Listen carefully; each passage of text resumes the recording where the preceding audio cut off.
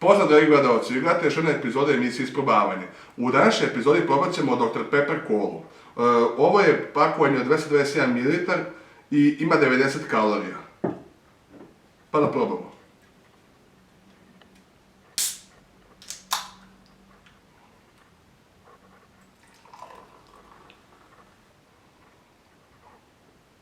Ovo je kao Coca-Cola sa višnjom, posjećena višnjom, nisam siguran da li ima, ja sad gledam na pakovanju, ne piše ništa, ali osvežava, prijetan ukus.